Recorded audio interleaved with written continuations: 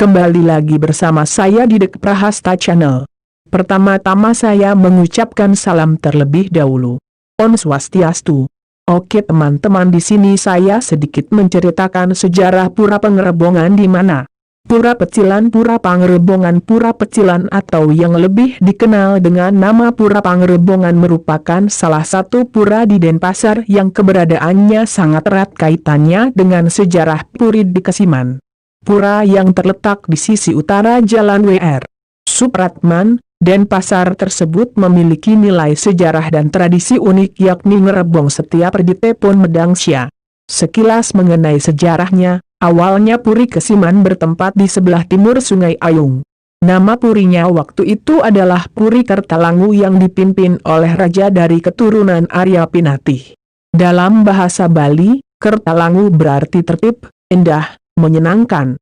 Atas prakarsa raja waktu itu, di selatan Puri Kertalangu didirikanlah pura sebagai tempat pemujaan dan juga untuk menyatukan rakyat yang menjadi tanggung jawab kerajaan. Pura tersebut diberi nama Pura Dalem Kesiman. Meski namanya Pura Dalem Kesiman, namun pura tersebut bukanlah pura dalam unsur dari Hayangan Tiga, melainkan hanya sebutan untuk tempat pemujaan raja zaman dahulu. Sebab, istilah Dalem merupakan sebutan raja zaman dahulu. Setelah beberapa lama, raja di Puri Kertalangu ada masalah dengan dukuh sakti dari Pahang. Untuk menyelamatkan keluarga Puri Kertalangu, raja berpindah ke daerah Sanur dan kemudian mendirikan pura di pantai Sanur dengan nama Pura Jumenang. Dengan pindahnya Raja Puri di Kertalangu ke Sanur, maka rakyat Kesiman menjadi tidak terurus dengan baik. Keadaan ini kemudian didengar oleh Raja Badung yang bertahta di sebelah barat Sungai Badung.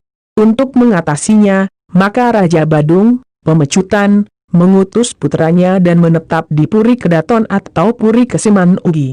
Untuk memikat hati rakyat, maka berbagai tempat pemujaan diperbaiki termasuk juga Pura Petilan. Saat pemerintahan Puri Kedaton, upacara tersebut dilakukan secara tetap di Pura Pecilan atau yang lebih populer dengan nama Pura Pangrebongan. Upacara itu pun dilakukan secara tetap setelah Pura Pecilan dipugar dan dilengkapi dengan berbagai pelinggih. Perjalanan pemerintahan Puri Kedaton berjalan cukup lama. Setelah berjalan 3 keturunan, Raja Kesiman meninggal bersama permaisurinya dan meninggalkan seorang putri yang bernama Anak Agung, istri Putu Ngurah. Sebagai seorang putri yang ditinggal kedua orang tua dan saudaranya, tentunya sangat kebingungan terutama dalam menyelenggarakan upacara pitrayatnya bagi orang tuanya yang meninggal itu.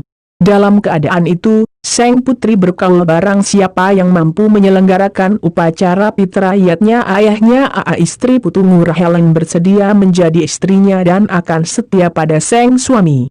Mendengar kaul sang putri, maka perbekal kerajaan dari warga tangkas menghadap Raja Badung melaporkan kaul sang putri. Raja Badung akhirnya mengutus putra kerajaan yang bernama Anak Agung Gede Pemecutan untuk memenuhi kaul sang putri.